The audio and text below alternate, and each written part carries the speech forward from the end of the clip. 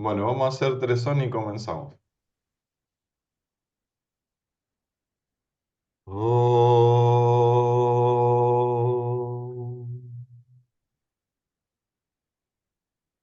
Om.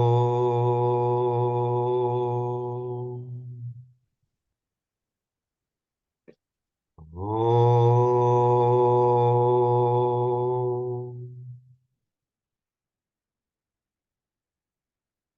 Buen día, Sairán, bienvenidos somos todos a este nuevo círculo de estudios. Estamos leyendo el Gita, el Bhagavad Gita comentado por Saibaba el Gita Bajini. Hoy vamos a comenzar el capítulo 4. Vamos a leer 3 páginas. Interesantísimo esta parte, donde se mete Krishna a hablar de cosas que a lo mejor como que cambia la óptica del diálogo, ¿no? Hasta ahora lo venía tratando de despertar a Arjuna diciéndole que se ocupe de su dharma y que luche y demás, y bueno, ahora entran en temas muy, muy interesantes para nosotros. Capítulo 4. Vamos a leer 3 páginas, 27, 28 y 29. Arjuna seguía abrumado por la duda.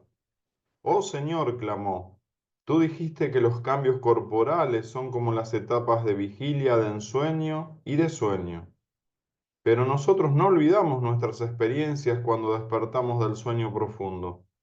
Sin embargo, las experiencias de los nacimientos anteriores quedan destruidas en la memoria por el incidente que llamamos muerte.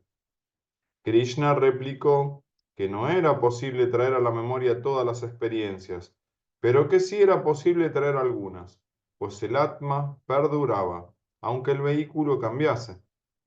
Arjuna pasó entonces a otro tema, un tema que también molesta a muchos. Por eso es que Krishna dice, el demente firme no es engañado por esto, pero no dice que Arjuna no debería ser engañado por esto. Él se propone enseñar a todas las mentes vacilantes. Krishna resuelve cada duda tan pronto como surge y así dijo. Arjuna, mientras pasa a través de las 3 etapas, el intelecto, Buddhi, de algún modo se las arregla para mantener algunos puntos bajo su dominio. Pero él también es destruido cuando la muerte alcanza el cuerpo. De un golpe, todo queda olvidado. La memoria es función del intelecto, no del Atma. Ahora considera esto. Tú no puedes decir exactamente dónde te encontrabas en un determinado día hace 10 años, ¿no es así? Pero tú existías ese día hace 10 años. De eso no hay duda. No puedes negar tu existencia entonces. Sucede lo mismo en el caso de la vida que viviste antes de esta, aunque no tengas recuerdo de cómo ni cuándo. El hombre sabio no se engaña con tales dudas ni se agita por ellas. El Atma no muere, el cuerpo no permanece. ¿Crees que tu pesar por su posible muerte hará feliz al Atma de tus opositores?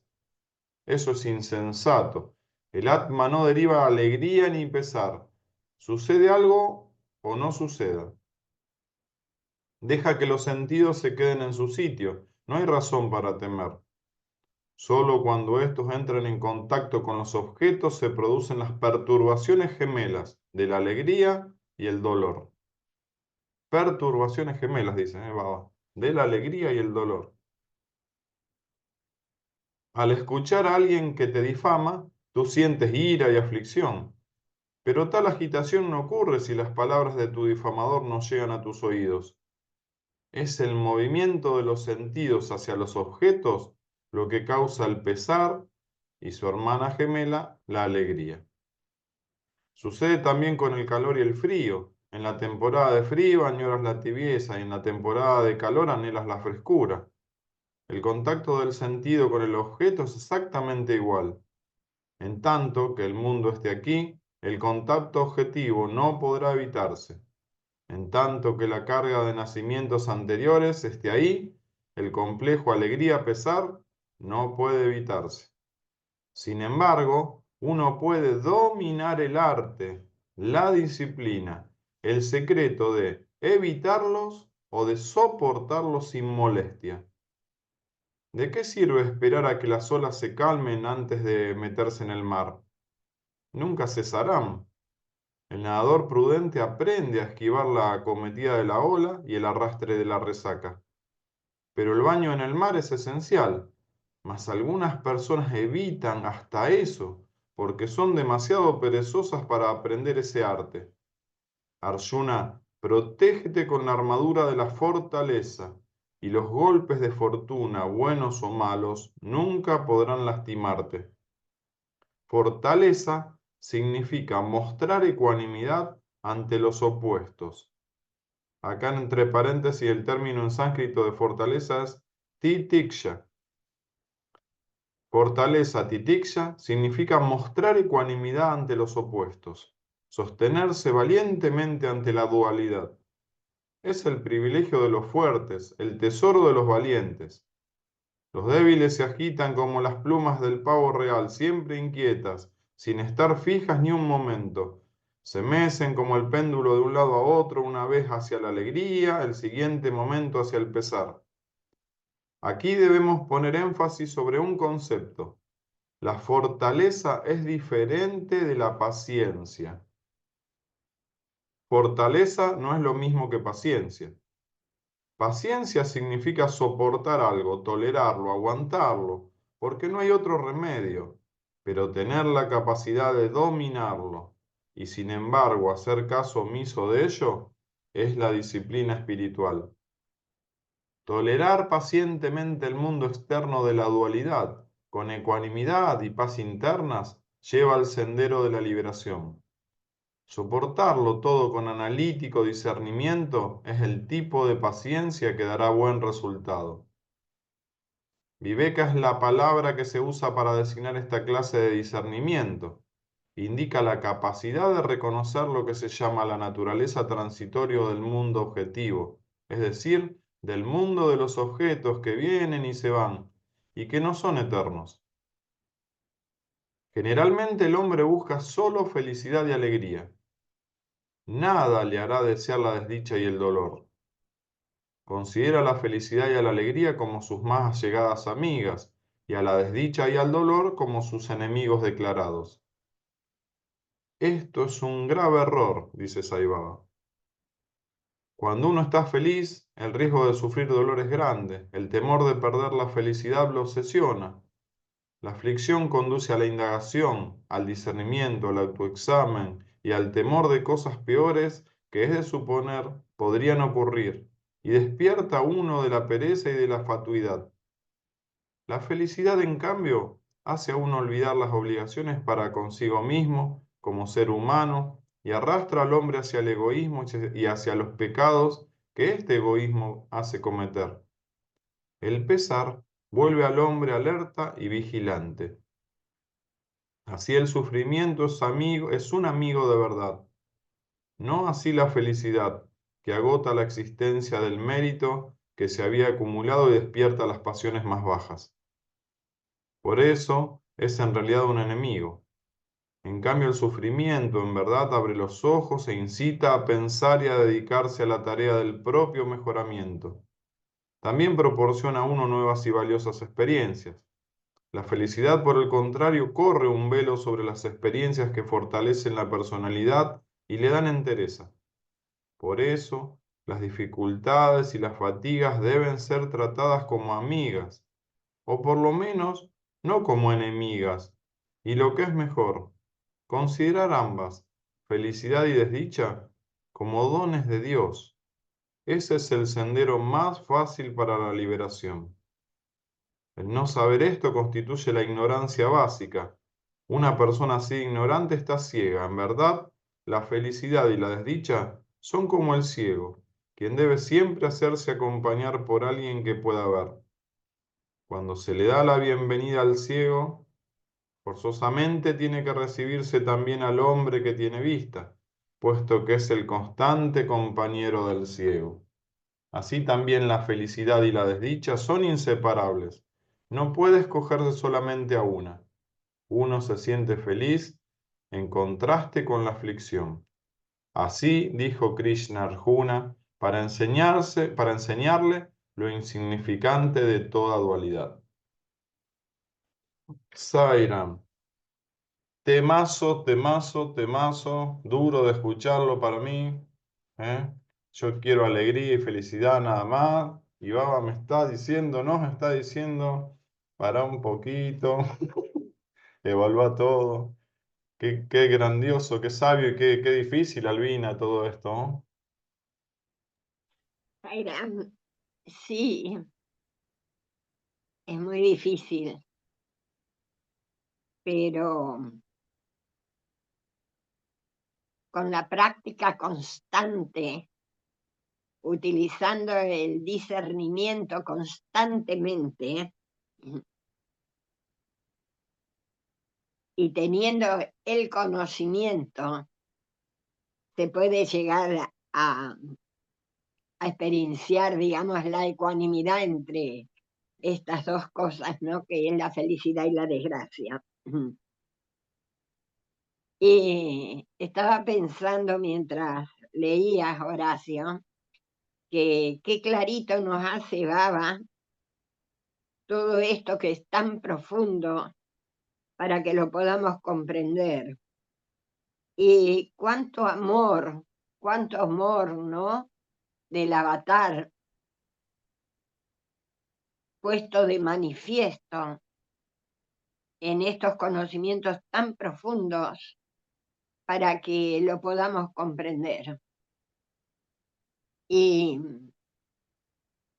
es como enseñarle, ¿no? A un niño las primeras letras para que aprenda a leer, o los primeros números para que aprenda a sumar, restar, dividir, multiplicar.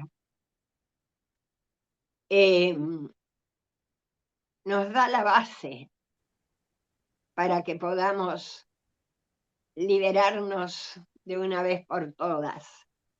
Y,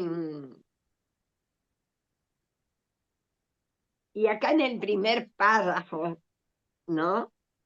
Cuando Arjuna le dice, tú dijiste que los cambios corporales son como las etapas de vigilia, de ensueño y de sueño profundo. Y, y le dice, pero no olvidamos las experiencias cuando despertamos del sueño profundo. Pero sin embargo, todo lo que las experiencias de los nacimientos anteriores quedan destruidas en la memoria. Y dos puntos me hacen aquí, no es cierto, reflexionar. Primero, que si recordásemos todo lo de las vidas anteriores, lo que nos ha pasado, qué gracia tendría el esfuerzo que haríamos en esta para superarlo. Y por otro lado, ¿no? El Atma, en el Atma no hay memoria. Y en un comienzo en este camino espiritual tenía unas ansias terribles de saber qué pasó en una vida anterior. Y iba a cursos y, para tratar de alguna manera de saberlo. Y una vez estando en India, había un señor que yo no me acuerdo bien el nombre en este momento, tengo que hacer un esfuerzo que no quiero para no perder tiempo, que era un señor muy mayor, tipo tibetano, que hablaba mucho sobre el tema del ego y todo eso. Y en una de las charlas que nos dio, él decía que todos queríamos saber qué habíamos sido en una vida anterior. Y que a él justo le habían hecho una pregunta en ese momento, ¿no? Que si él sabía que había sido en una vida anterior. Y él dijo algo que para mí fue clave, que dijo, no necesito saber qué fui en una vida anterior, porque esta que estoy viviendo ahora es el resultado de esas vidas anteriores. Y eso a mí me abrió un panorama, ¿no? Que no lo había tenido en cuenta, que lo que estoy viviendo en este momento y lo que he vivido, porque ya tengo mis años, son el resultado de vidas anteriores. Puedo resumir, si tengo que resumirlo de alguna manera, que habré hecho muchas cosas buenas en vidas anteriores porque esta vida fue, fue muy linda para mí. Em, Teniendo los padres que tuve por empezar, ¿no? Y teniendo a Ernesto como esposo, que fue mi maestro, pero por sobre todas las cosas, haber encontrado al Purna Avatar. Entonces, en ningún momento puedo pensar que mi vida fue miserable y que he tenido momentos bravos, angustiosos, pero mirándolo desde acá, desde donde lo miro, todo tuvo su porqué, que es en definitiva lo que Krishna le quiere también hacer entender a Arjuna, ¿no? Este, y, y había otro parrafito cuando dice, el demente firme no es engañado por todo esto, ¿no? Por todo lo que ya se dijo anteriormente. Él se propone enseñar a todas las mentes vacilantes, ¿no? Pero no era lo que quería. Krishna resuelve cada duda tan pronto como surge. Y eso he tenido experiencias desde que comencé un camino espiritual de dudas, vacilaciones, interrogantes, mil cosas, que toda duda que tenía aparecía algo, alguien, un libro que me las disolvía. Vivía en plena calle Corrientes, en Buenos Aires, rodeada de librerías. Entonces entraba a las librerías y tenía solo dinero para comprar un libro, antes de conocer a Baba. Y había aprendido que, que poniendo varios libros de los que me atraían, el que menos me llamaba la atención era el que me iba a dar la respuesta. Y lo compraba aún a pesar de mí misma, porque había otros que me interesaban más. Ese libro me daba la respuesta. Había logrado tal grado de, no sé si llamarle intuición, que, que los libros me iban dando las respuestas hasta que encontré a Baba y sus mensajes, ¿no?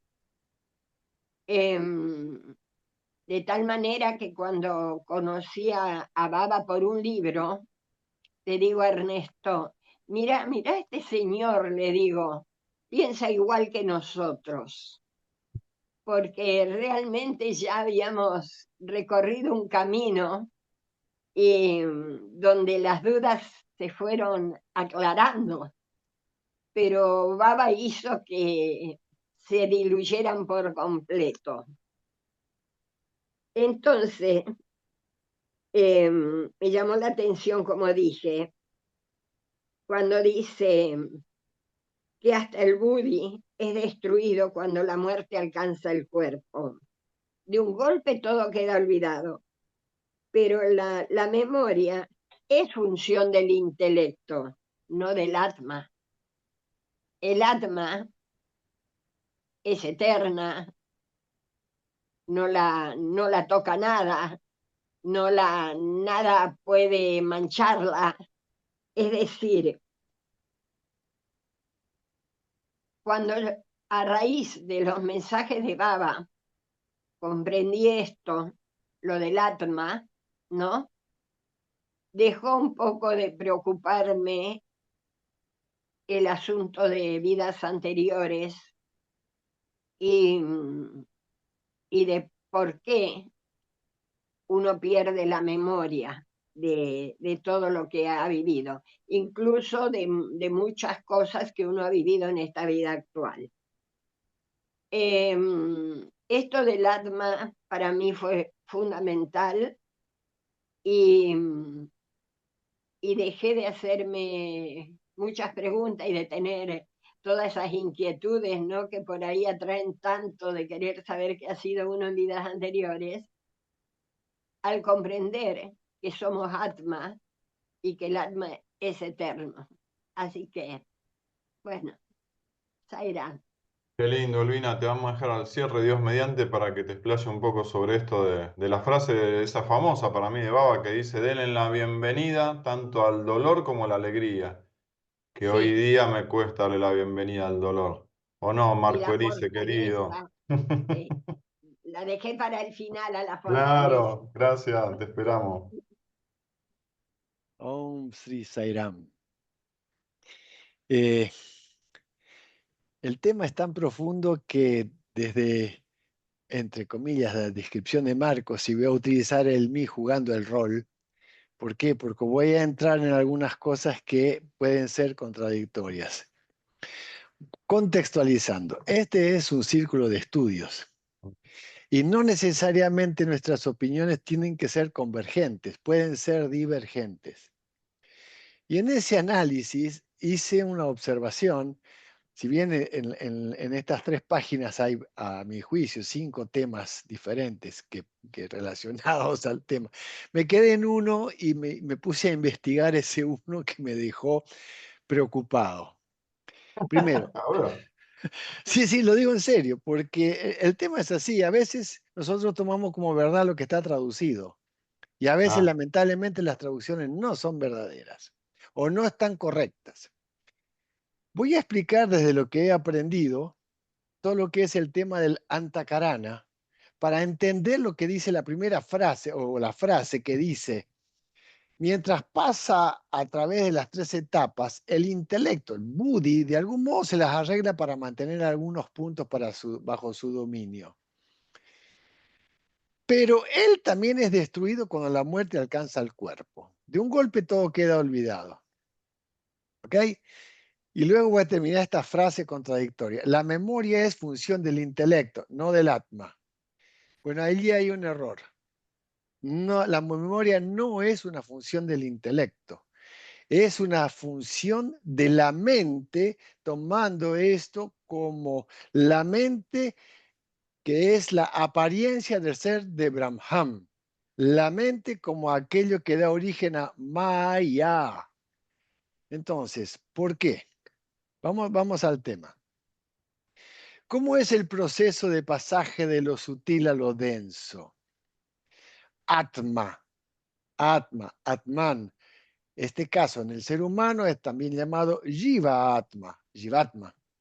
Y el Atma, el Mahakarana, Swarupa, Brahman, es Paramatma, es otro nombre, uno en el Samkhya, otro en el Yoga y así sucesivamente y otro en el Vedanta. Son diferentes nombres de la misma realidad, para decirlo así.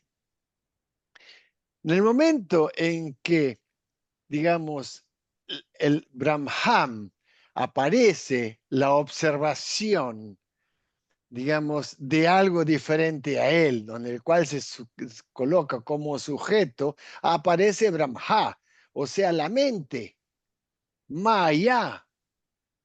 Entonces, dentro del gran, como hemos explicado, Chidakaya, aparece el Chitakaya. El Chit Akasha, o sea, donde aparece Chit, la conciencia, en el ser humano es Chita, Chita Akasha. El chitta es la memoria, nos lo explica Swami en algunos discursos. Es la voluntad, la capacidad de la toma de decisiones.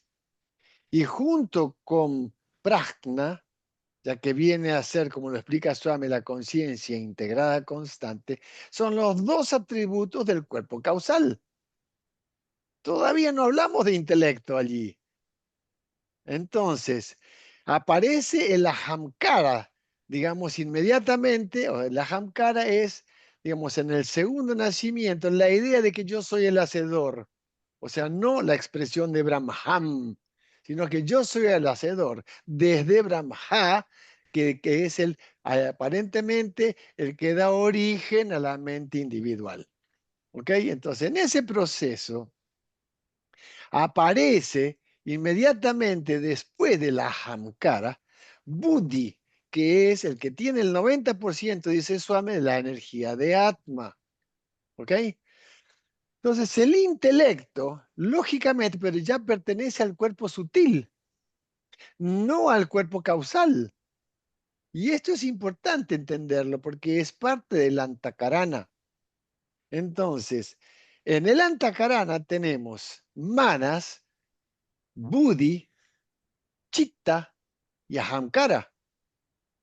Ahamkara siendo el sentimiento del ego de que yo soy el hacedor, ahamkara. O sea, el kara es el que entra a hacer la parte humana. Ahamkara. Entonces, el buddhi es el intelecto que viene a ser el instrumento que permite destruir el sentimiento del ego, que es, digamos, aquello que da origen a través de Maya, como que yo soy diferente de la conciencia infinita y de lo que es Brahman, lo que es el ser. Ese tema es importante entenderlo, porque si no, cuando vamos a leer a Swami en otro discurso y leer esto acá, va a crear una confusión y va a crear Marco, un ¿qué vos decís que conflicto. al traducirlo al castellano hay un Hay error? un error. Y Sí, cómo, en la dónde, por memoria es función ejemplo? de la ¿Qué mente confundieron? global y no del atma. Digamos, es correcto que no es del atma, pero no es del intelecto. Buddhi, cuidado. Allí digo, es para revisar desde el sánscrito. ¿Por qué? Porque la memoria es función de lo que vendría a ser la mente, como dice Swami, pero en su globalidad, que después aparece como el órgano interno, que es el antakarana. Si no, ahí viene el problema. Y no habla de manas, habla de mente en su globalidad, mente con mayúscula, para decirlo de alguna manera. Ujú. Por eso es necesario, digamos, comprender esto. Bien. Sobre esta base es interesante. Buddhi viene a ser, como Swami lo explica más adelante, Buddhi es el instrumento que permite la liberación y nos permite el desarrollo de Titiksha y de lo que es el Sahana, ya desde el punto de vista de la fortaleza y la paciencia, porque Swami lo dice en otros discursos, la importancia que hay por un lado de Titiksha, pero también habla de la importancia de lo que es la paciencia para el estudiante que hace en su sadhana. Esto digo viendo los discursos de Swami en su globalidad. Y el arte de saber manejar las situaciones, que es lo que acá nos está diciendo. Exacto, pero eso se logra. Ya, cuál es la función del intelecto? ¿Cuál es una de las funciones del intelecto? Swami nos lo explica. ¿De dónde surge Viveka? O sea, ¿de dónde existe, de dónde surge el Atma Vichara, que es la investigación de quién soy yo? Swami dice que uno de los errores a veces que nosotros cometemos es estar metiendo toda nuestra energía en la investigación de lo que es el Maya, en lugar de hacer la investigación de lo que es Satya. Entonces, o sea, saber quién soy yo es lo más importante, la investigación. El otro es muy interesante, pero se mantiene en el campo del mundo. Entonces, cuando dice aquí, volvamos a la frase, ¿no? El intelecto de algún modo se las arregla para mantener algunos puntos bajo su dominio, en tanto que esté el jiva en el cuerpo vivo, ¿ya? Desde el momento en que se destruye, lógico, pero ¿qué queda, digamos, después del otro lado de que el cuerpo sutil tiene que seguir su proceso de encarnación? La base es el cuerpo causal. Cuando se alcanza la liberación, desaparece también el cuerpo causal. desaparece la memoria. ¿Por qué?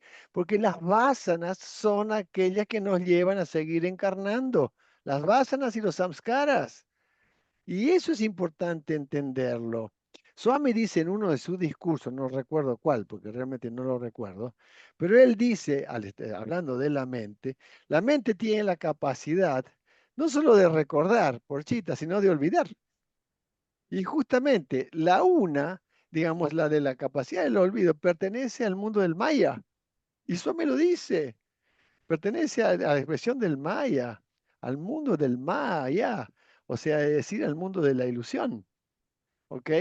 Entonces, es importante entender esto a mi juicio. Por eso aquí el que habla Claro, claramente, Marcos, es su proceso de investigación y es una cosa como para estudiarla, porque de esa manera cierra. Lo demás después es comportamental.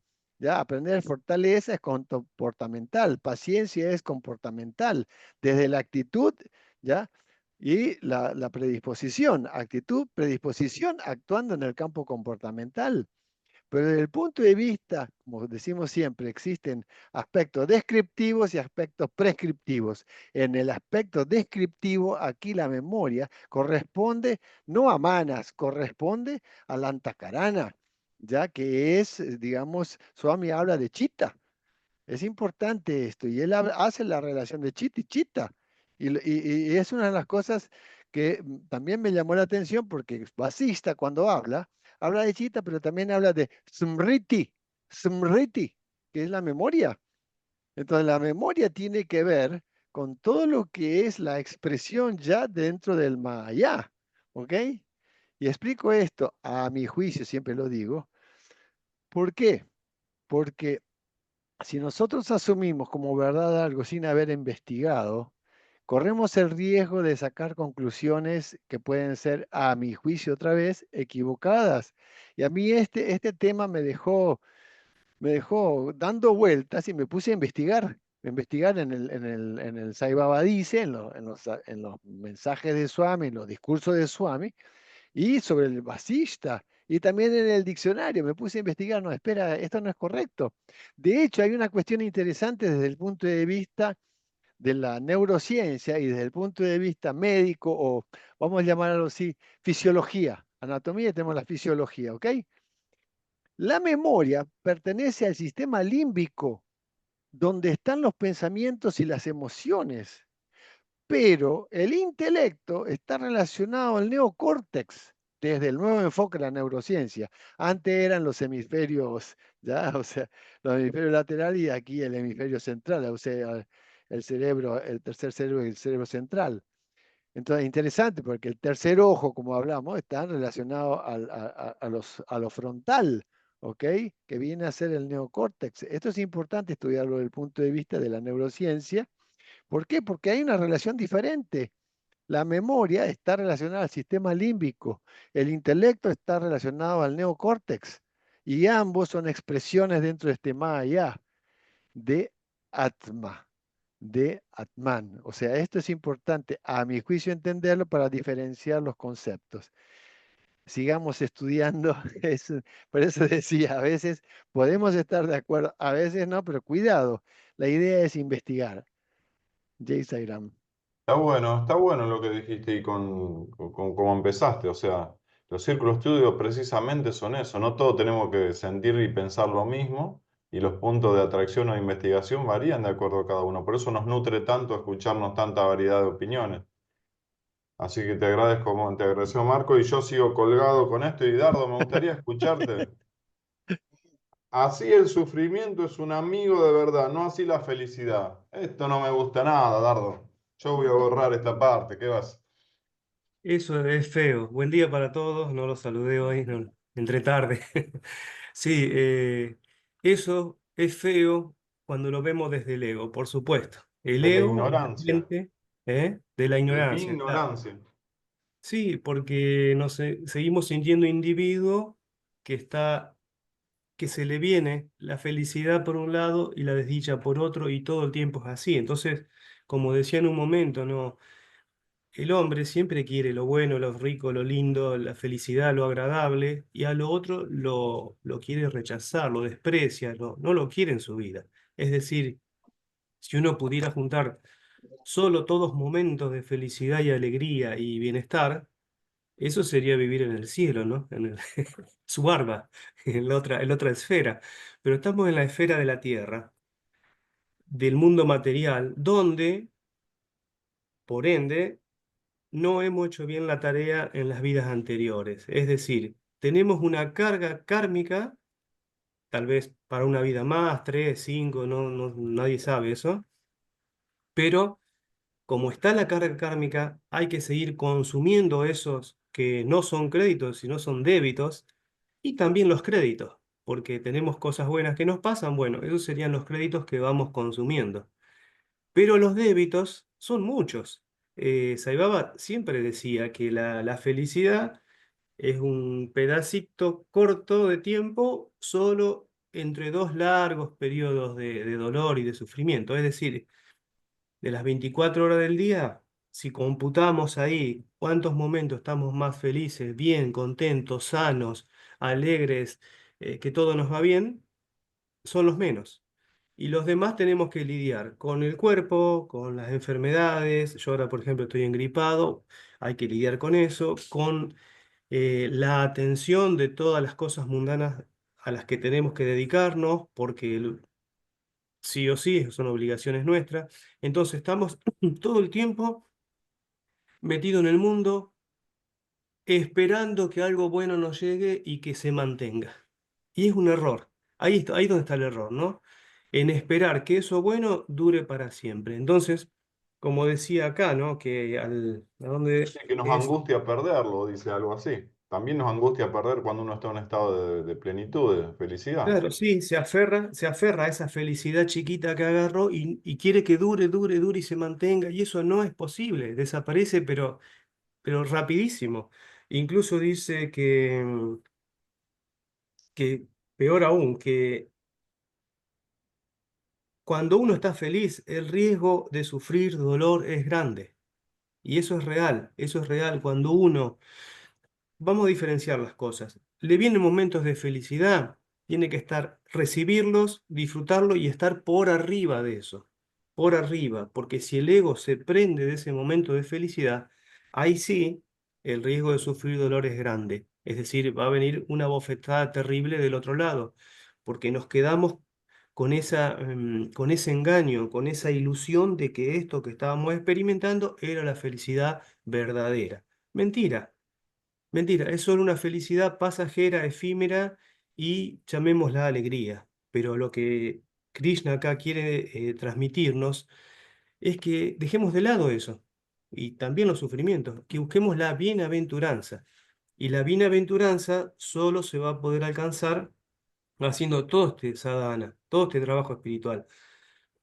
Porque lo otro queda en el mundo físico y nos vamos a seguir aferrando a esto que se nos va de las manos y siempre se nos va a ir de las manos. ¿Vieron cómo dijo acá la parte de la persona ciega que tiene siempre un acompañante?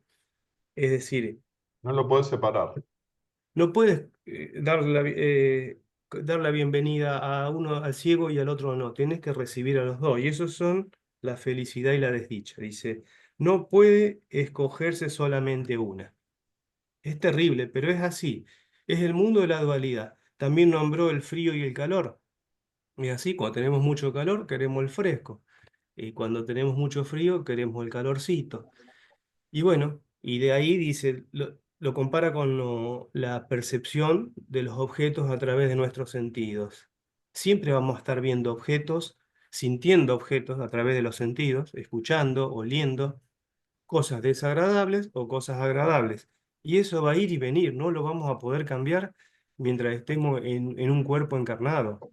Entonces, la única salida es estar por arriba de eso, por arriba. Como decía lo Ni de muy las olas. triste ante el dolor, ni demasiado alegre ante la alegría. O sea, manejar, ¿no?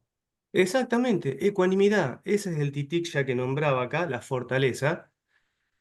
La fortaleza para estar ecuánime en los dos, tanto en la alegría como en la felicidad. Yo tuve la experiencia, no voy a contar porque es largo, de varios acontecimientos que desde el ego serían extremadamente felices.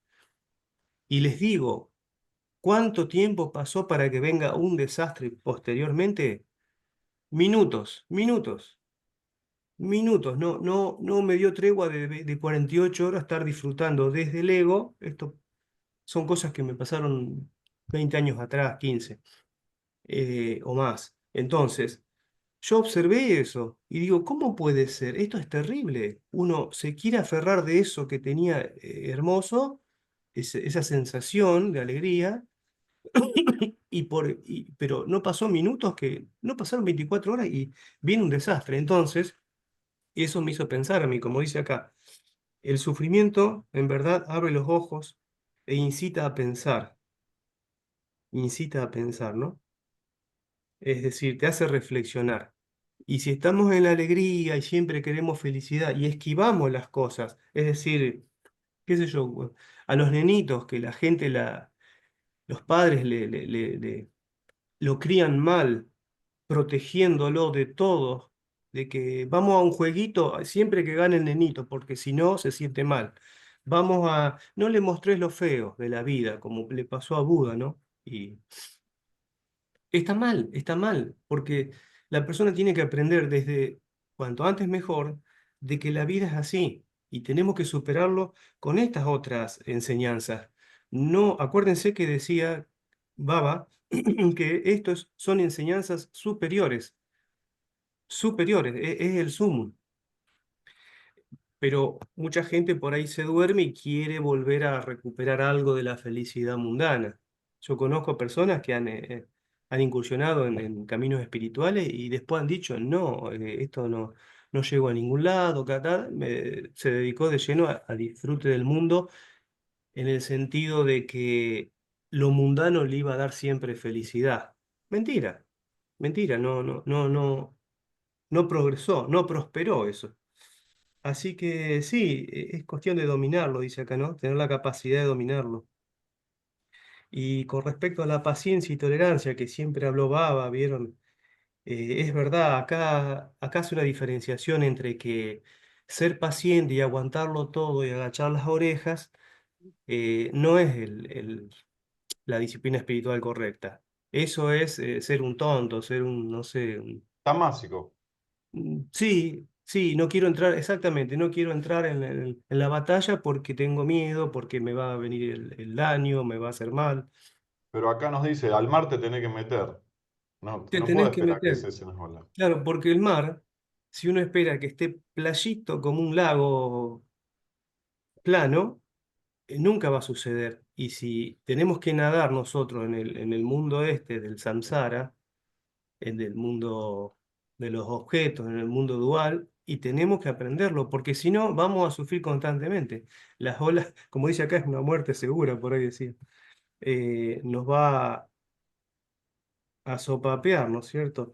Sí, es difícil, es decir, no solo difícil, hay que dedicarse a todo este estudio, hay que llevarlo a la práctica, pero antes hay que comprenderlo, hay que, como decía Baba, masticarlo.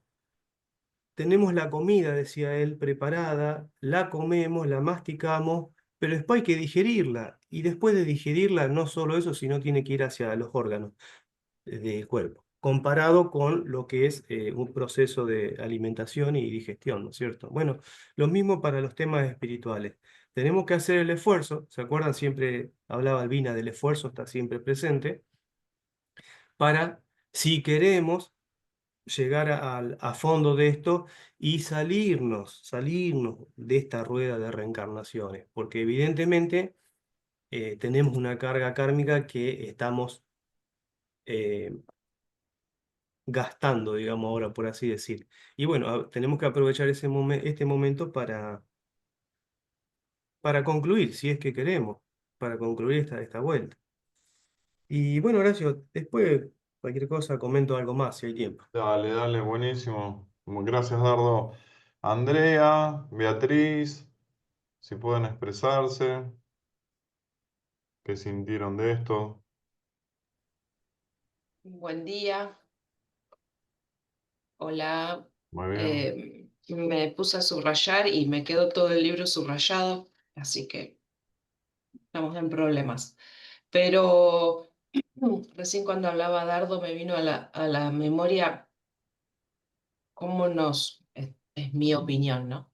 Cómo desde la religión, desde cuando somos chicos, en el cielo es todo lindo, las nubes, la temperatura, felicidad, los angelitos, y en el infierno vamos a sufrir, va a haber fuego, va a haber todo terrible. Y ahí ya están las perturbaciones gemelas. De un lado si te portas bien, del otro lado si te portas mal. Así que ya ahí vamos creciendo con esa dualidad y de ahí se desprende todo lo demás. Desde la mamá que nos reta, nos dan un premio y en vez de verlo los dos extremos como lo mismo, como las dos caras de lo mismo. Así que le estamos errando desde el principio de la educación de los chicos. Está bueno para observarlo y tratar de corregirlo y ir encaminándolo para esta verdad. Así que nada, me quedo con eso, nada más. Sairam. Gracias, Andrea, gracias. Beatriz, a ver si podemos escucharte y lo que interpretas de la lectura. Buenos días a todos. Yo lo que interpreto es que, bueno, en esta dualidad de la alegría y el pesar en la que estamos, y busqué, digamos, intelectualmente, porque ella habla de la ciencia del Atma, que es inmortal, ilimitada, incondicionada, incausada, inafectada, inmaculada, infinita, incognoscible por la mente, indivisible, autoluminosa, Sat Chit Ananda. Entonces, una cosa es leerlo y otra cosa es sentirla, porque es muy difícil. Para mí es muy difícil el autoconocimiento y requiere de muchísimo tiempo. Vaya a saber los siglos que yo por lo menos estoy en esto y conquistar la mente, superar la dualidad. Y esta separación, estuve pensando, eso siempre lo pensé. Por ejemplo, el tema de la alegría. Si tenemos alegría a la mañana a las 8, otra alegría a las 9, otra alegría a las 10, otra alegría a las... Todo el día, toda la vida con alegría debe ser muy aburrido. Y si tenemos puras penas, penas, debe ser insoportable. Entonces está bueno eso, en la dualidad, un poco de alegría, un poco de pesar. Lo importante es, bueno, cada uno buscará la ecuanimidad o la paz mental que haga falta, ¿no es cierto? Y lo más raro de todo esto para mí, que es casi paradójico, que cuesta tanto autoconocernos y conocer lo más cercano de lo más cercano, que es el Atma, que es el ser, porque es lo más cercano que tenemos. ¿Y cómo nos cuesta? Nos cuesta siglos y siglos. Pero nuestro gurú, que es Sai Baba, que es el Señor que se ha vestido con este nombre y esta forma para guiarnos, y que nosotros hemos escuchado que es extraordinario. Es extraordinario. Yo creo que lo que nos pasa es maravilloso. De tener la guía nada más y nada menos que del ser que se ha vestido como Sai Baba, con este nombre y esta forma. Y encontré en un librito que se llama La Sabiduría Suprema, que solo les voy a leer 2 frasecitas de Baba. Dice: esto equivale a decir que las prácticas espirituales preliminares por las que hay que pasar, como control de los sentidos, equilibrio, ecuanimidad, autocontrol, paciencia, renunciamiento, parecen duros y desagradables e implican lucha y esfuerzo, que es lo que estamos haciendo nosotros, que es genial. Pero cuando uno llega a salir victorioso del dominio de la mente, llega también a lograr la conciencia del alma, del Atma. Sin embargo, esta victoria se alcanza como resultado de sobreponerse a muchas pruebas y renunciamientos. La dicha que se alcanza después representa el tipo más elevado de felicidad.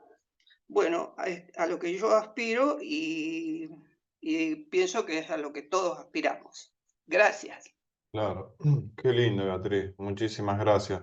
Vamos a pasar con Carlos, después está Raúl, Guillermo.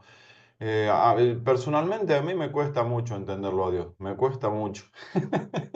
¿Por qué nos hace sumergir en esta dualidad de sufrimiento, alegría? Quizás sea para que nos cansemos de todo y ya busquemos lo trascendente, porque Baba dice, para disfrutar el calor, para disfrutar el aire acondicionado, primero tenés que sufrir calor. Y uno dice, ¿pero Dios es cruel o es amor? Porque pará, no me hagas pasar por todo esto. Y a lo mejor nos hace pasar por todo esto para que nos cansemos y vayamos a buscar lo que realmente nos da esa nanda. Pero bueno, estamos, por lo menos en lo personal, estoy en la búsqueda y realmente es complicado para mí entender el plan divino, Carlos querido. Hola, Zairán.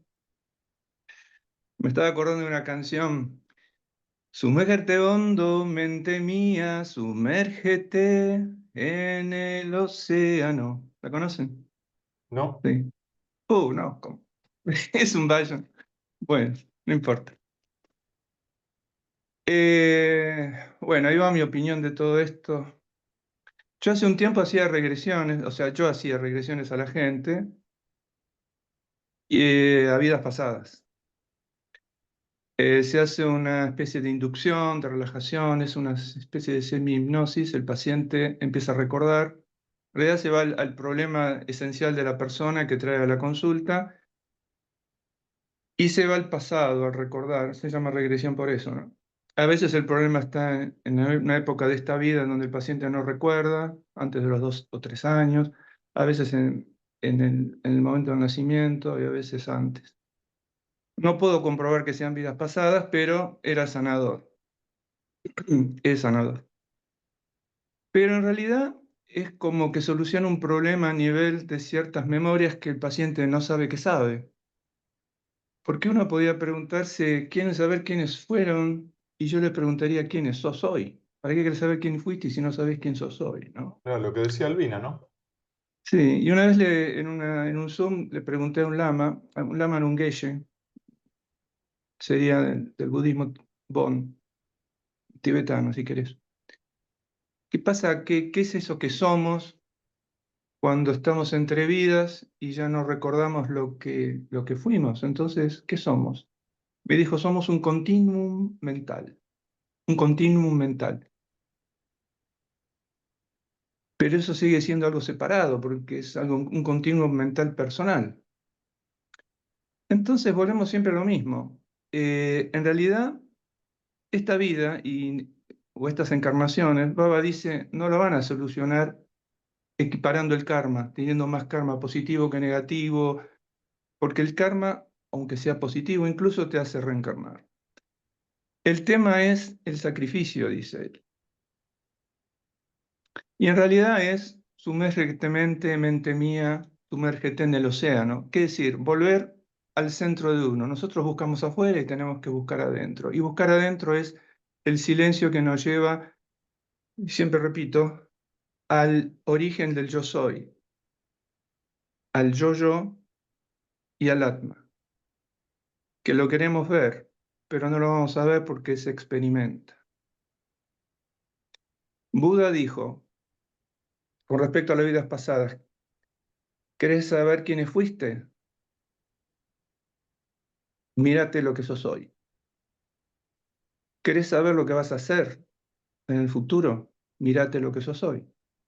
O sea, estamos mirando hacia afuera con un yo que es una sombra. Si ustedes tienen una piedra, el sol la ilumina, proyecta una sombra. Como si yo hiciera estas cositas en una y dijese, esto es un perrito en una sombra. ¿La sombra es un perrito? No, pero es un perrito, pero no lo es. El yo es una sombra. La piedra es el intelecto, el sol es el atma. Y la sombra es un yo que realmente no existe. En el momento en que sacas la piedra o iluminas la sombra, eso desaparece.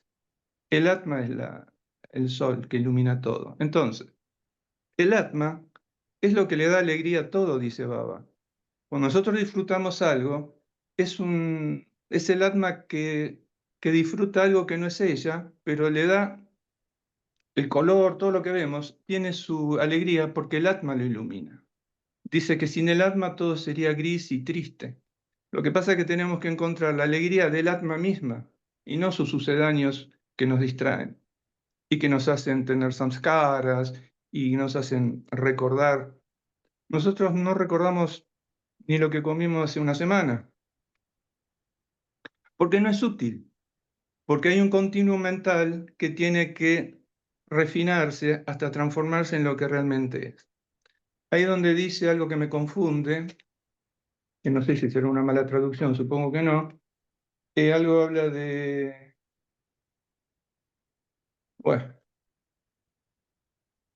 acá dice, la felicidad, por el contrario, corre un velo sobre las experiencias que fortalecen la personalidad y le dan entereza. En realidad la personalidad también tiene que ser destruida. Se destruye sola, es como, Baba dice, como cuando ustedes cocinan arroz, ya no germina más, se transforma en alimento. Entonces, tenemos que hacer la autoindagación para que el dolor y la alegría sean, que no tengan dientes, que no muerdan, que no nos hagan nada ni positivo ni negativo, Que porque no nos nosotros tenemos una... apasionen tanto, ¿no? No nos tienen que apasionar tanto. Podés jugar a la pasión, podés ser hincha de River, hincha de Boca, No, pero el pero dolor no que te no lo... te duela tanto también. Vos sabés que si el dolor... Yo veo gente muy enferma, destruida, y no me impacta, no sé si es por una cuestión profesional, pero yo veo en todo eso un aprendizaje y una sensación de amor que, que te entra por los chakras, se expande. Es porque cuando uno contacta con una realidad interior que es más fuerte que uno y te da confianza y tiene energía y te armoniza, entonces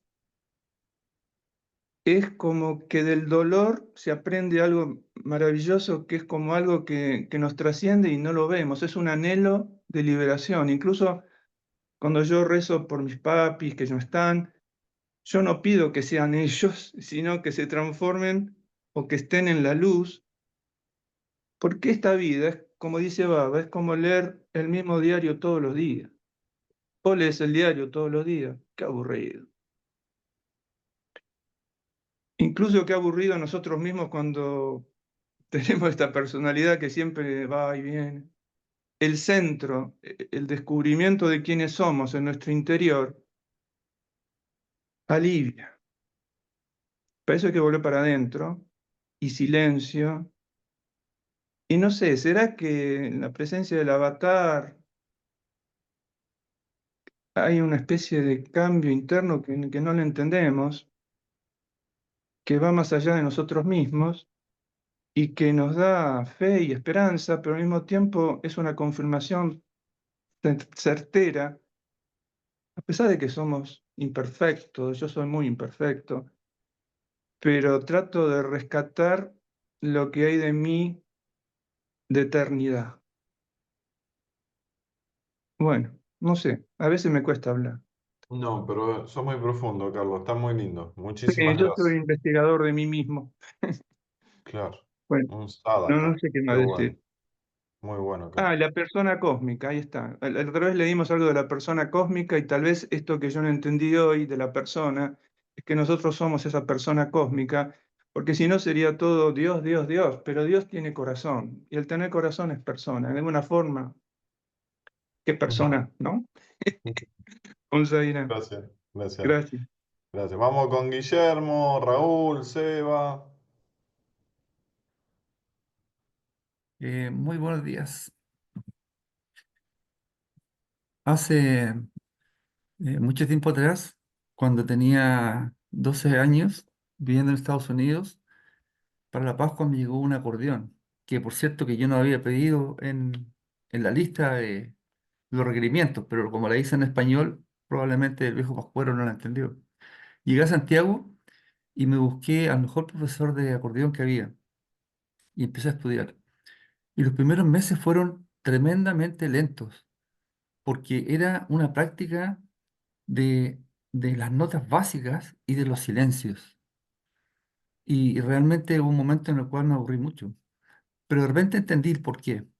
Bueno, pasó el tiempo y hace 3, 4 meses atrás, en un video, a un pianista bastante exitoso le preguntaban a qué entendía él por el éxito. Y él decía, yo entiendo por el éxito la capacidad de comprender la importancia del silencio en la música que toco.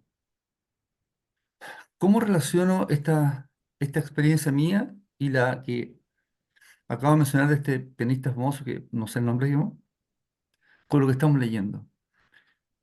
Tal como aquí en el texto lo dice, y como en realidad es, vivimos en la dualidad. Vivimos en la dualidad. Hay un dicho que es bastante conocido, esta vida de luces y de sombras. Y, y como se ha expresado, cuando tenemos luces queremos sombras. Y al revés, cuando tenemos calor, queremos frío. Bueno, en esta dualidad, y aquí me voy específicamente al texto, habla sobre el tema de la felicidad y también el tema de las complejidades, las dificultades o de las aflicciones. Y efectivamente pareciera ser, en mi caso por lo menos, de que siempre he estado como que muy pendiente y con mucho esfuerzo buscando esta felicidad. Pero ¿cuánto dura la felicidad? Recién Dardo lo explicitó muy claro. O sea, llega la felicidad y en cosa de minutos y en 24 horas de repente todo se destruye. Y por otro lado, Albina decía algo que realmente me impactó, digamos. Eh, Pareciera ser, dijo, que en mi vida, en vidas pasadas, parece que estuve muy bien porque esta vida ha sido muy tranquila. Y mencionó 3 aspectos que caracterizaban esa vida tranquila. En particular, el conocimiento, el autoconocimiento y el haber tenido la oportunidad de conocer al avatar.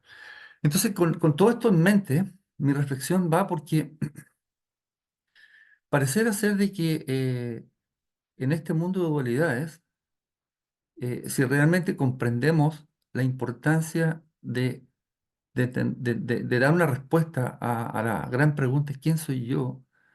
Y buscamos el silencio, y dentro de estas partituras de la vida nos preocupamos del silencio, eh, la felicidad va a llegar, sin necesidad de buscarla, va a llegar.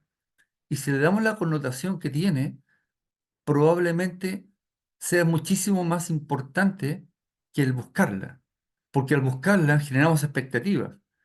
Y cuando las expectativas no se cumplen, por lo menos en mi caso, me produce mucha frustración y de repente comportamientos que no son los que yo desearía, y después me arrepiento.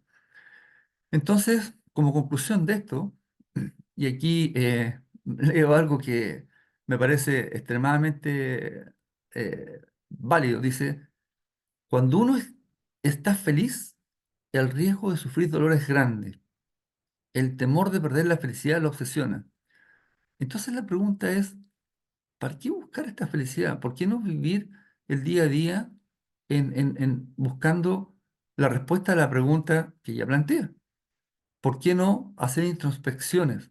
¿Por qué no entender de que este cuerpo, este cuerpo material, que es muy pasajero y en la no temporalidad en realidad prácticamente no existe, tal vez lo importante sea buscar la trascendencia? Es decir, como por ahí ustedes nos han explicado muy bien, algunos de ustedes, eh, el ser busca el ser. ¿Por qué no pensar en grande? ¿Por qué no aproximarse a esta idea de que somos muy pasajeros y tal vez nuestro objetivo principal es entender cuál es nuestra correlación en esta secuencia del carruaje que también lo explica entre lo que hacemos y nuestro ser? Por lo menos en mi caso, creo que acercándome a la comprensión del ser, probablemente voy a avanzar por el camino correcto. Es decir, en esta partitura de la vida, buscar más los silencios. Muchas gracias. Qué bueno, qué lindo, gracias, Guillermo. Raúl, querido, después vamos con Seba y después ojalá pueda Zairam, empezarte, Marquito Echeverry. Zairam, esto me parece maravilloso y sobre todo escuchar las cosas que escucho me parece maravilloso porque que no pensemos igual más de uno, ¿cierto? Es importante porque Es son lo los puntos. valioso, Raúl. Claro, yo creo que es lo valioso porque, por ejemplo, como hay gente que no le interesa qué es lo que pasó en otras vidas, cómo fue otras vidas, y que a mí sí me ha interesado qué pasé en otras vidas, qué me pasa en esta vida y qué me pasará en la próxima. Entonces voy a decir, no, pero eso no es de que todo después de todo lo que has aprendido, ¿cómo se te ocurre decir eso? Y sí, es así. Y es así porque el jefe quiso que fuera así. O sea, me codificó de alguna manera para que yo viniera a este mundo a indagar qué es lo que me pasó antes, qué es lo que me pasa ahora, qué es lo que me pasa después y darme cuenta que él, como Dios, como el Purna Avatar, había venido a este mundo y se iba a dar a conocer a mi persona para decir, mira, aquí estoy yo, aquí te doy una mano, mira, la mano viene de esta manera. Entonces, yo, toda esa obsesión antes de yo conocer a Baba a los 19 años, lo conocí a Baba a los 38, pero a los 19 años, mi obsesión con Jesús, mi obsesión con quién fue Jesús y por qué no estaba ahora de nuevo, y por qué el privilegio fue hace 2000 años y por qué eso era un egoísmo, no podía ser, y después pensar que qué pasará después, o sea, y que los extraterrestres, y qué será dentro de 2000 años, y si la humanidad se destruye. Bueno, era toda una cosa que iba del pasado al futuro sin cesar. Pero Baba me ordenó, porque me dijo, no, mira, vos tenés que mirar el presente, pero si bien me metió en el presente, me puso en autos, como dicen los abogados, me puse en caja y a transitar por ahí no me dejó olvidar lo pasado y no me dejó olvidar lo futuro. Entonces, él me metió con sus enseñanzas, me fue dando mensajes, porque uno dice, no, el pasado no. El pasado sí, porque uno está pensando en Krishna, está pensando en Jesús, eso es el pasado. Que no tenga que ver uno, ¿y por qué no tiene que ver uno? Tiene que ver. En el caso mío, personalmente tuve la experiencia de estar vinculado con esto, y eso me lo hizo ver Baba a mí, con respecto a mis vínculos con vidas pasadas y él me materializó el anillo de Shirdi Sai Baba para decirme que yo había estado con Shirdi, o sea, él me volvió al pasado, yo no le pedí que me diera un Claro. Shirdi, eso fue su voluntad. Entonces, eh, él a cada uno le da lo que necesita o lo que viene a buscar.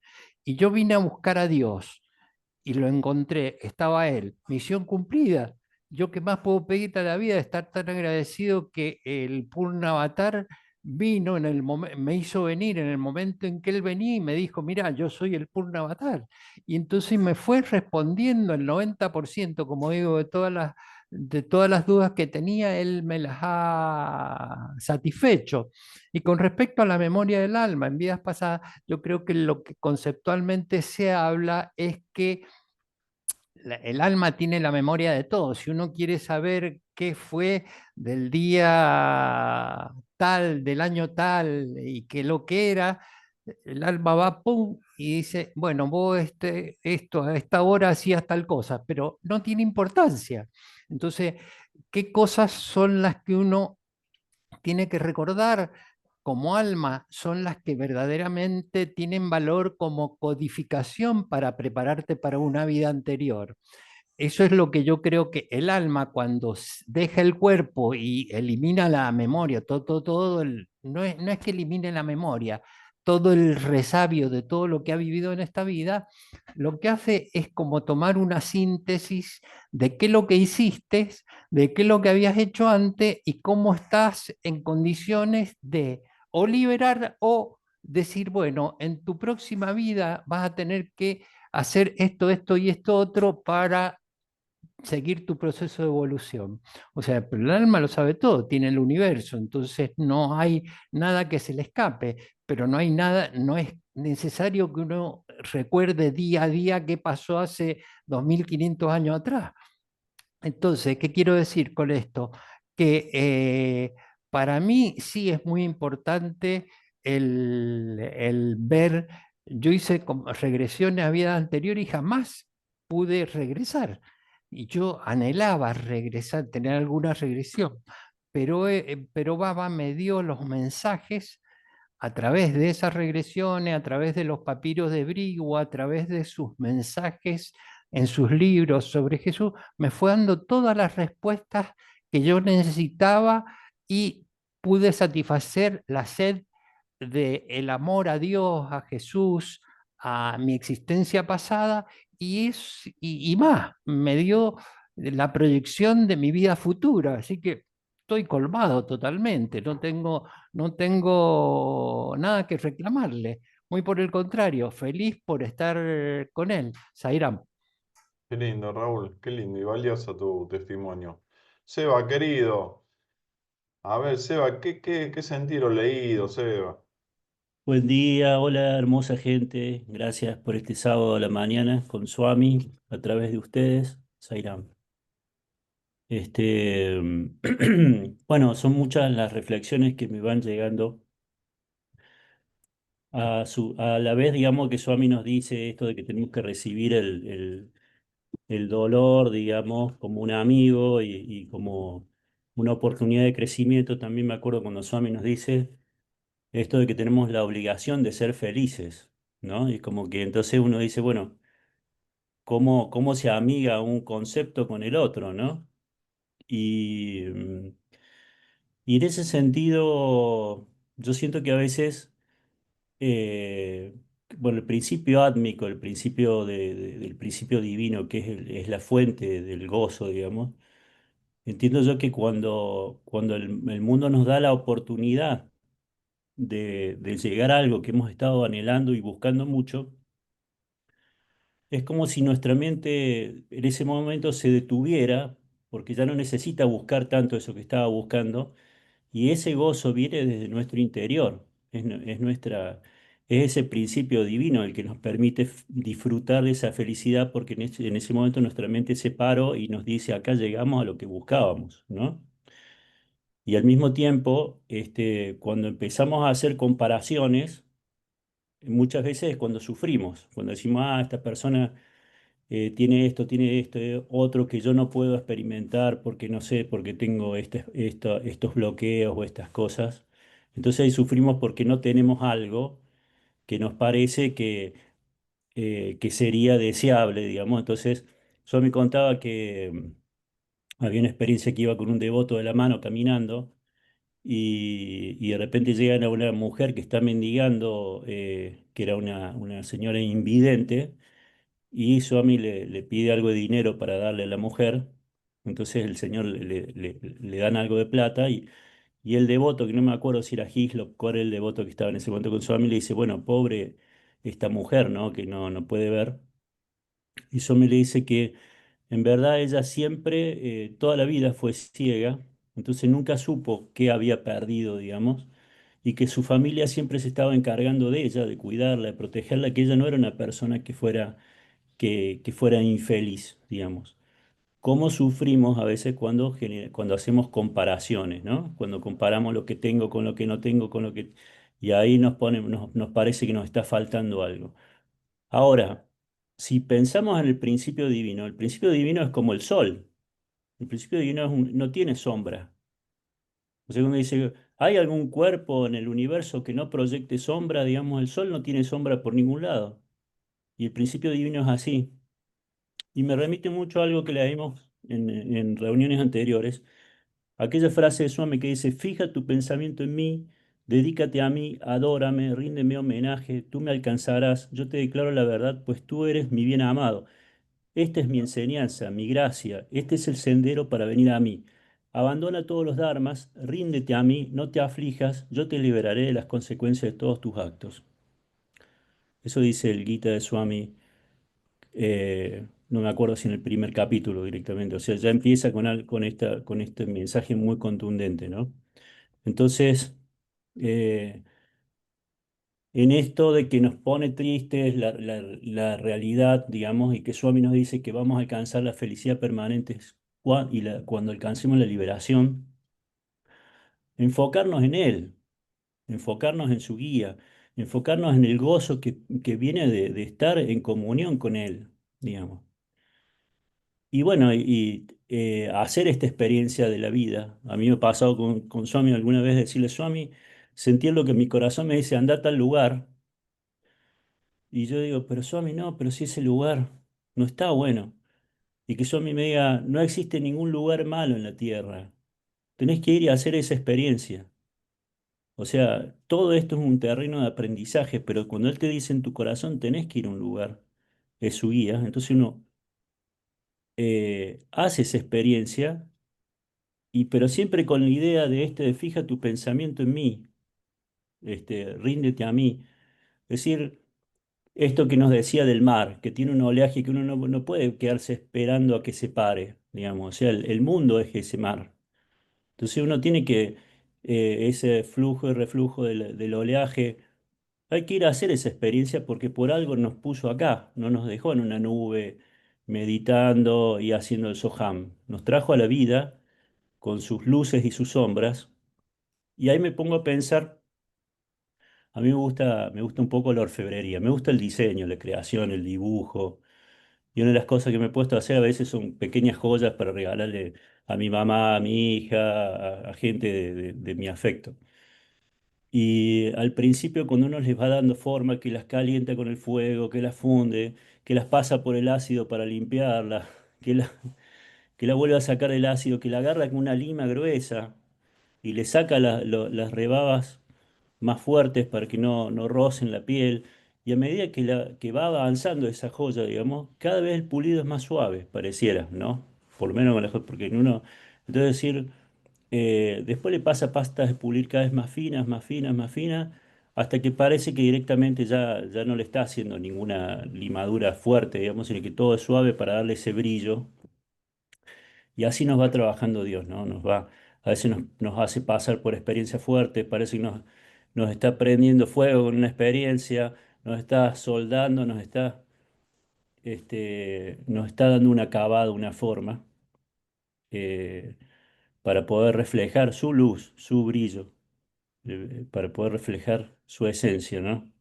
Entonces ahí, bueno, me remito a esto que dice, bueno, abracen esa experiencia, ese proceso que a veces puede ser doloroso, pero siempre fijando nuestro pensamiento en él, sin perder de vista la fuente del gozo, la fuente de la dicha. Y la gente cuando más se abraza eso, menos fuertes son las experiencias, digamos, menos dolorosas, ¿no? Yo he tenido gente en mi consultorio que le hago acupuntura y que está a los gritos. Y viene un paciente de al lado y me dice, pero pensé que tenía un problema mental esa chica, me dice. Y yo no sé, pienso que debe tener una identificación tan fuerte con su cuerpo que lo sufre horrores. Y a mí me hacen acupuntura y yo no siento prácticamente nada. Y siento que me hace bien, nomás. No siento que me duela ni que me... Y si fuera por mí, cada 15 días me lo haría por lo menos. Entonces, ¿con qué nos identificamos? Que sentimos que sufrimos, que sentimos, o si nos vamos a identificar con este principio divino que nos da estabilidad. Sobre lo que contaba Andrea, que me pareció muy bueno, el tema de que a veces nuestros niños necesitan adversidad para un poco de aleccionamiento, digamos, frente a la situación, y la misma Biblia dice, el padre que no alecciona a los hijos no los ama, digamos. ¿Sí? Tiene que ver con que a veces necesitan, viste, un poco de límite, no pasarse de rosca, siempre pero bueno, que es lo mismo que hace Dios con nosotros. Cuando metemos la pata, nos marca que estamos metiendo la pata y así nos va corrigiendo. Eh, Sobre el tema de Oh, las vidas pasadas, yo una vez hice una regresión y cuando entré en mi sensación del cuerpo anterior me sentí mucho más obtuso que en esta vida. Sentí que no tenía mi conciencia la misma luz que tengo en esta vida, digamos. O sea, es como decir, tengo ganas de ver este cuadro en etapas anteriores de cómo estaba. nunca va a estar tan acabado como está ahora, digamos. O sea, siempre va a estar... Hay gente que ha hecho regresiones a vidas pasadas y se ha visto a sí mismo haciendo cosas muy malas. Y a mí me generaría angustia ver eso, digamos, descubrirme, viste, haciendo cosas que no me parecen virtuosas, ¿no? Sairam. Qué lindo, Seba. Muchísimas gracias, Seba. Y seguir Muchas causando dolor con la acupuntura para generar placer. Qué mundo complicado, qué mundo complicado. Me estoy haciendo acupuntura en la planta de los pies. No sabe cómo me acordaba de vos, Seba, cuando decía eso. Para que me dé alegría después, me estoy sufriendo. Marquito Sairam. Echeverri, qué complicado todo esto. A ver si estás con nosotros, que ahí se... Uy, se te... A ver. A ver, ¿se escucha bien? Sí. ¿Se escucha bien? Bueno, me estoy moviendo un montón porque ahora me tengo que ir a Ah, la cultura se corta mucho, Marco. en mi auto. ¿Para que saco el video?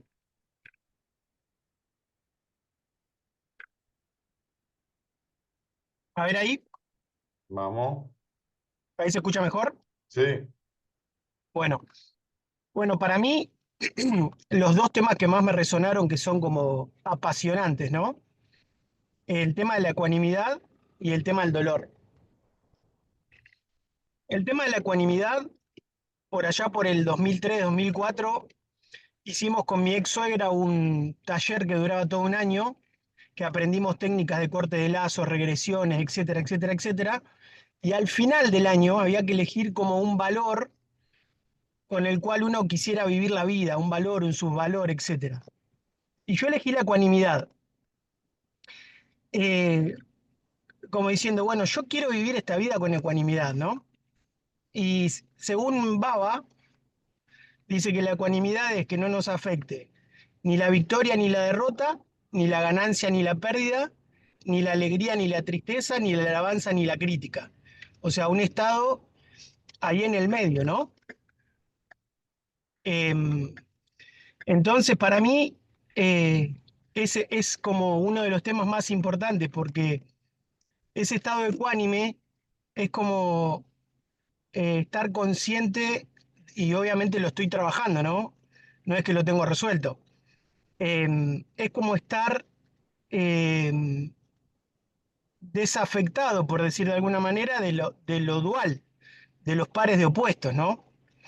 Y para mí está estrechamente ligado con la entrega, porque yo siento que la ecuanimidad es una consecuencia, es un estado que es consecuencia de la entrega, de confiar en esa voluntad superior, que es la que va marcando el ritmo de las cosas, y me ayuda, como digo, cuando yo suelto el control eh, y confío en que hay una voluntad superior, el estado es la ecuanimidad, porque no me hace juzgar lo que está pasando. Y por otro lado, también siento que tiene que ver con la confianza en esto que por algo pasan las cosas, que yo no sé por qué pasan las. Baba dice, ¿vos cómo sabés cuál fue la motivación interior que hizo que una persona haga o deje de hacer algo? ¿Cuál fue la motivación interior? No sabés, y entonces Baba dice, vos preocupate por vos, que del resto me encargo yo. Entonces, primero me trato de trato de no juzgar en el sentido de que no sé por qué pasan las cosas. Y cuando lo engancho con el dolor, hablando por experiencia personal, las dos situaciones más grandes que yo tuve en mi vida, más dolorosas, fueron las que más cambio me generaron a nivel personalidad, a nivel carácter, a nivel persona. Y fueron las de más aprendizaje y las de más evolución. Entonces, eh, hay algo que dice Baba que me gusta mucho, que lo tengo presente, que dice, la felicidad, que lo decía recién en el Gita, ¿no? La felicidad te obnubila, te, te, te aletarga, te, y el verdadero amigo es el dolor que te sacude, te despierta, te hace cambiar. La felicidad te distrae. Entonces, a mí me pasa como algo que contó Carlos, que cuando alguna persona está sufriendo, si bien ahí está el sentido común, que en la medida que se pueda ayudar, creo que hay que ayudar, pero como yo no sé qué aprendizaje tiene que tener esa persona, pero sí sé por experiencia personal que el dolor genera aprendizaje y que es bueno, trato de no engancharme con ese dolor, porque muchas veces es lo que necesita para aprender. Baba dice, rara vez la persona, el hombre y la mujer responden con un simple llamado. Rara vez responden con un simple llamado. Entonces, a veces necesitamos una sacudida para aprender y para evolucionar. Con lo cual trato de no juzgarme y no engancharme con el dolor. Em, Así que bueno, eso un poco... Arjuna en un momento le dice a Krishna, hablando de ecuanimidad, ¿cómo hago para lidiar con las emociones de la alegría y la tristeza? Y hablaron, Carlos y Dardo hablaron del tema, ¿no? Y Krishna le dice, responde, esto también pasará, esto también pasará, esto también pasará, ¿no? De ver, creo que ahí está la clave, de ver la transitoriedad y lo efímero de las cosas. Hoy estamos allá arriba, es mentira, es pasajero. Hoy estamos allá abajo, es mentira, es pasajero. Entonces son estados cambiantes, ¿no? Y esa no es la verdadera naturaleza, según lo que nos dice Baba, ¿no? No es el estado natural. Entonces, esto también pasará, esto también pasará, esto también pasará, como para poder lidiar con esos altibajos, ¿no? Así que bueno, nada, me parece este tema me parece fantástico, el de la ecuanimidad. Así que bueno, y por eso no me lo quiero perder al círculo, ¿no? Estuve en un bar, ahora me estoy yendo en auto, me pasé del teléfono a la computadora, me puse los auriculares, me saqué los auriculares. Bueno, gracias. Y a pesar de tanta movida física, qué concentrado en tus expresiones, Marco. La verdad que muy interesante, muy sabio. Qué lindo que estés con nosotros, Marquito. Gracias. Gente querida, los que no se han expresado, eh, primero sepan disculpar el tema del horario y después siéntanse cómodos ahora si quieren expresarse algo, por favor. Hay muchos que están presentes, que les doy generalmente la palabra a los que están con la camarita por si están prestos a opinar, pero siéntanse cómodos antes del cierre de Albina a decir lo que sientan. Ahí Lili puso en el chat, irán santas palabras la de Marco Echeverri, la entrega y la confianza que nos da saber que es Baba quien nos guía, nos da como resultado la ecuanimidad. Horacio, me gustaría decir algo, Dale, Marquito, querido. ya que el tiempo vuela y hay que respetar el horario. Swami, y quiero hablar de un tema, antes Swami ahí nombraba dos cualidades. Por un lado, Diksha, la fortaleza, y por el otro lado, la paciencia, Sahana. Y habló de También tolerancia también, que era un término medio combatido, la hay una tolerancia. diferencia entre la tolerancia y la paciencia. A El ver. Swami lo explica en el discurso 24 de los 34 discursos que dio sobre los 2 capítulos del Bhagavad Gita. Y voy a leer una parte porque a mi juicio es importante entender esto en nuestro proceso. Esto es el discurso 24 de los 34 capítulos sobre 34 discursos sobre 2 capítulos del Bhagavad Gita.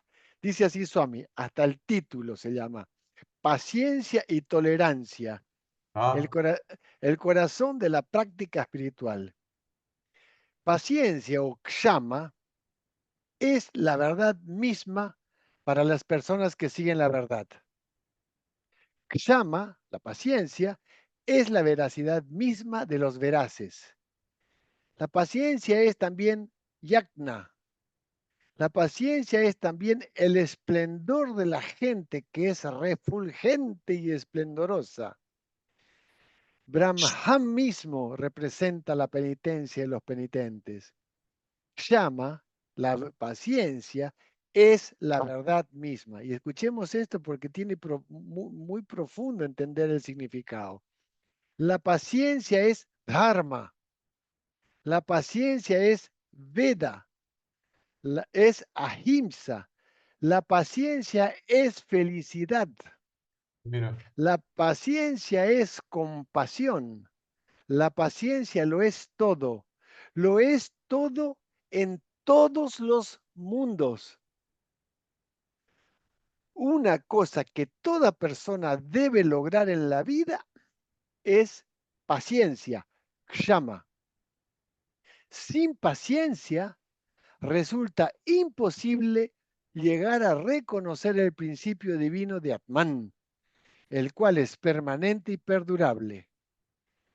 Sigue diciendo Swami, y aquí viene con unos aspectos a entender de lo que se hablaba de los valores, que hablaba tanto Marquitos como Sebastián. Únicamente cuando llegas a entender una o dos de las cualidades de las 26 virtudes que se enumeran en el Gita y asimilándolas, practicándolas y haciéndolas partes de su vida, podrá llegar a aprender la inmortalidad de Atman. De todas estas cualidades, Kshama, la paciencia, es un atributo particularmente importante. Y sigue diciendo, ¿sabe que es insólito? La paciencia no se puede aprender a través del estudio de los libros. Eso no se puede comprar en un bazar. ¿Ya? La paciencia podemos llegar a entenderla y practicarla únicamente a través de ciertos ejercicios espirituales y bajo determinadas circunstancias. Habla todo el capítulo de la paciencia. Entonces, como no tenemos tiempo, no lo voy a leer, pero sí quiero decirles algo que me ha pasado, porque es, como decía Marquitos a veces recién, sobre el aprendizaje. Siendo este cuerpo, siendo Marcos bien joven, tenía 27, 28 años, entró, digamos, de sus varias líneas, fue convidado a participar a irme a vivir a un monasterio en Nepal, en un monasterio de budismo tibetano. Bueno, lógicamente yo no podía ir, estaba en Venezuela, y me deciden formarme entonces y darme una iniciación. Digo, me encantó, o sea, digo, voy a recibir una iniciación, era la época en que me encantaban las iniciaciones, Maharishi Mahesh Yogi, digamos, todo lo que era Maharaji, todas las experiencias que uno tenía siendo joven, iniciaciones. Entonces dije, ok, querría hacer, y hice el curso, digamos, del budismo tibetano. Y el título de la iniciación se llama Karma Yopa Gatso en tibetano.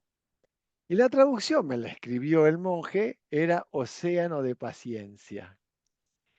El ego, feliz, digo, qué fantástico, yo soy un océano de paciencia. Bueno, les puedo asegurar cómo me ha servido en la vida para desarrollar una de las virtudes o cualidades para llegar al samadhana, porque Swami dice que es una de las bases para alcanzar la ecuanimidad. El samadhana, que ahí viene samadhi. Y a Arjuna le decía, desarrolla la paciencia. ¿Y cuál era el atributo que le decía? Sé un stita prajna, ¿no? Sé una persona ecuánime desarrollando la paciencia. ¿Ya? Y explicaba otras experiencias, Swami las explica sobre los reyes, etc.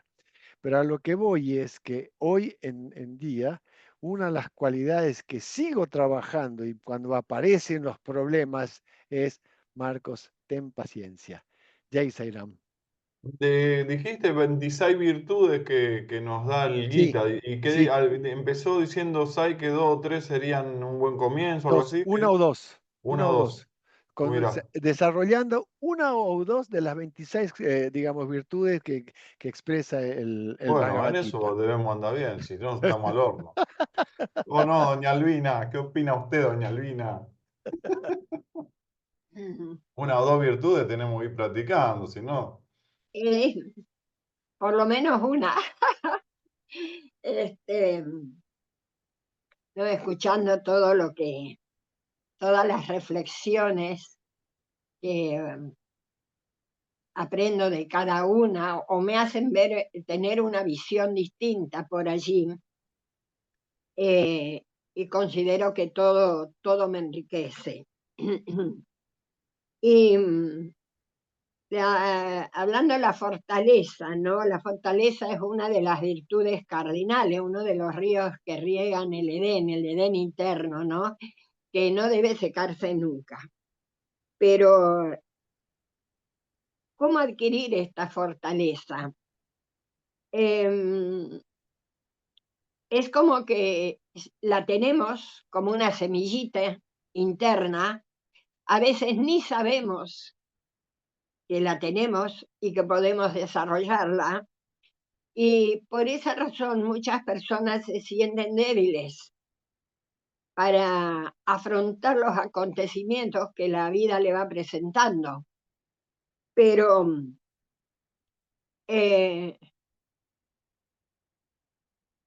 considero sí que hay personas que nacen con más fortaleza que otras porque ya la tienen, digamos, de vidas anteriores practicadas, ¿no? Y desarrolladas internamente. A mí me tocó adquirir esa fortaleza, adquirirla internamente, porque la fortaleza, desde mi punto de vista, pues yo siempre voy a hablar de mi experiencia, no fue externa, pero que sí, las situaciones muy fuertes que me han tocado vivir fueron desarrollando esa fuerza interna. Y estaba mirando acá, ¿no? Cuando dice que el sufrimiento es un amigo de verdad. Y claro, lo que uno menos quiere en esta vida es sufrir, ¿no? Y Lo que no queremos es tener queremos, esos amigos, esa clase de amigos no la queremos tener. claro, imagínate, y un amigo de verdad, ¿sí? Un amigo de verdad que no falla, que no falla. Y esto me hizo recordar, ¿no? Cuando empecé a preguntarme sobre todo, fue cuando tuve el sufrimiento más atroz que tuve en mi vida, que no tiene que ver con los afectos, que no tiene que ver con el cuerpo, que es el sufrimiento espiritual. Considero, desde mi experiencia, que para mí no, fue lo más fuerte que tuve. Y fue, era una persona educada en un colegio de hermanas, con, ¿no es cierto?, toda esa fe y ese amor hacia Jesús y hacia Dios, que temía ofenderlo, y mi vida era un río de aguas claras, digamos, porque temía ofender a Dios. Y cuando me caso con Ernesto, me cae un balde de agua fría que no hubiera esperado en mis vidas, que fue la excomunión.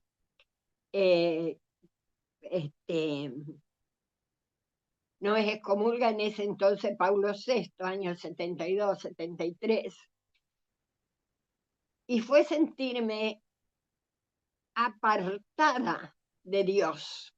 Pero no que me aparté de Dios por voluntad propia, sino que Dios me había cortado todo lazo conmigo.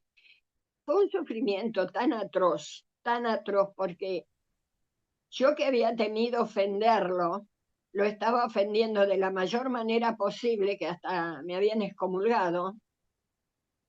Y de misa dominical, digamos, de comuniones semanales, pasé a nada, absolutamente. Y me sentía como alguien en medio de un mar encabritado, que no tenía de dónde aferrarme, dónde agarrarme, a nivel espiritual, porque lo tenía Ernesto a mi lado, ¿no? Ese sufrimiento fue tan terrible, que después de varios meses me puse a reflexionar que no podía haber un Dios tan malo como para que castigue a un ser humano de esa manera. Ese ser humano en este caso era yo. Y ahí empieza mi camino espiritual. Buscar ese Dios que no castigaba, ese Dios que tenía que ser amor. Si no hubiera sido por ese dolor intenso que fue sentirme desarraigada en ese entonces, ¿no? Que tenía otras creencias, yo no hubiera llegado a conocer al Avatar. Por eso considero, y estoy totalmente de acuerdo, que en este caso ese sufrimiento para mí fue un amigo de verdad. Y fue lo que me llevó a ser fuerte y adquirir esa fortaleza, que después me sirvió para todos los demás avatares que me tocaron en la vida de sufrimientos de seres queridos muy allegados. Y Albina, acá para el que dice, lo escucha, si bien la mayoría conocemos tu vida, lo que vos haces mención es porque vos te casaste con quien había sido 20 años sacerdote. sí, así es. Y, y bueno, eso era un pecado capital en ese entonces. Y quiero aclarar, ¿no? Que pasó un año y medio en el cual, de entre idas y venidas entre el Vaticano y la curia de Buenos Aires, ¿no? De la catedral, que nos levantan la excomunión, pero fue un año y medio después, y allí nos pudimos casar por iglesia. Mira.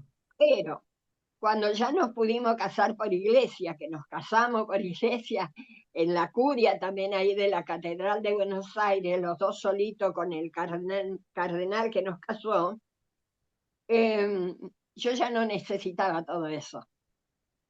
Ya había pasado por todo.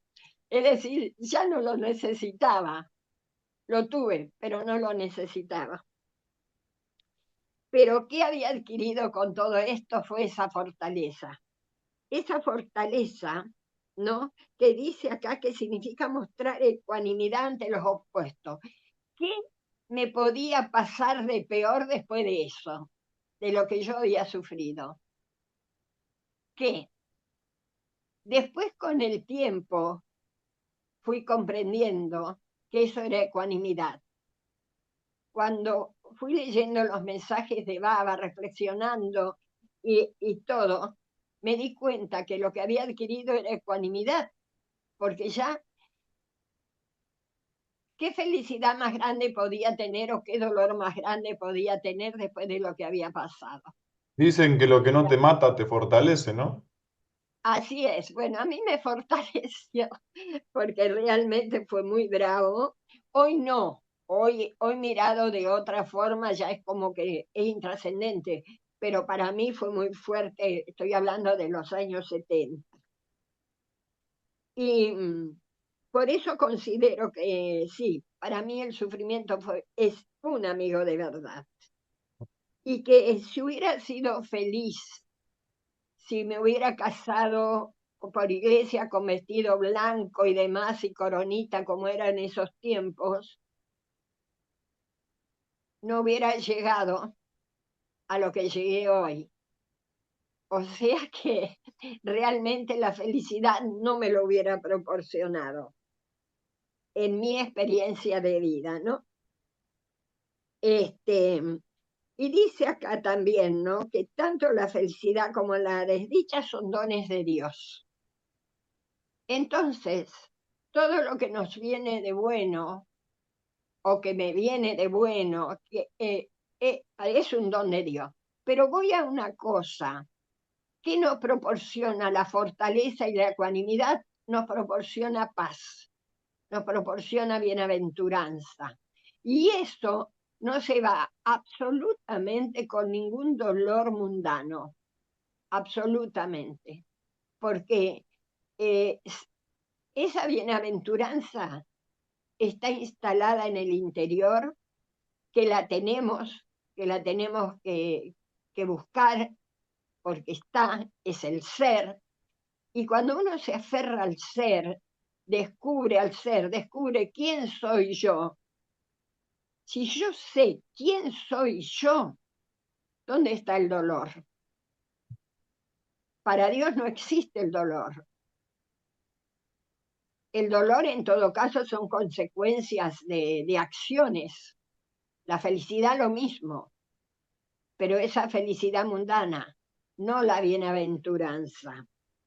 Y lograr la ecuanimidad,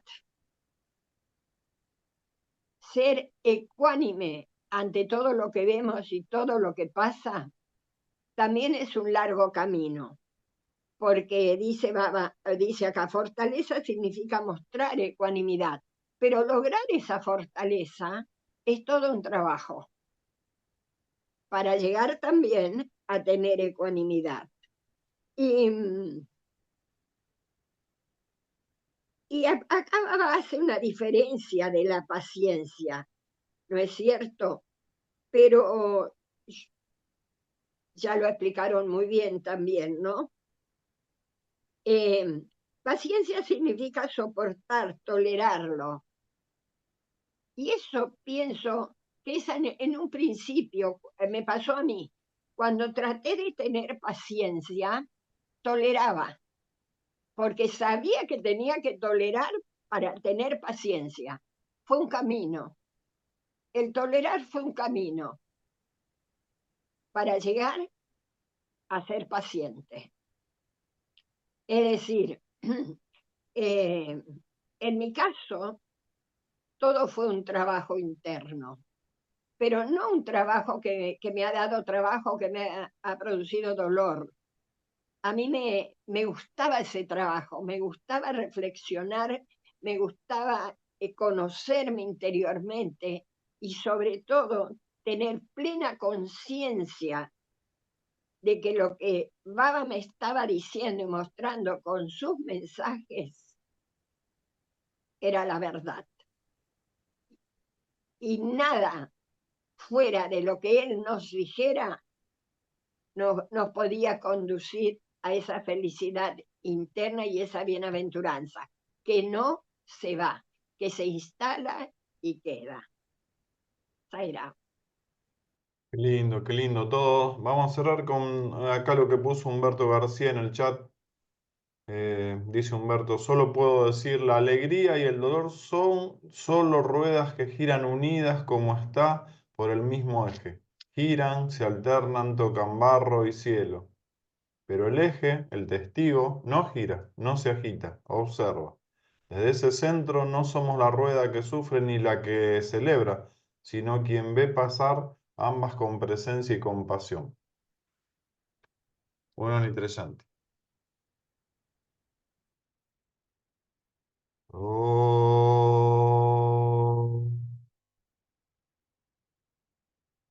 Shanti, Shanti, Shanti.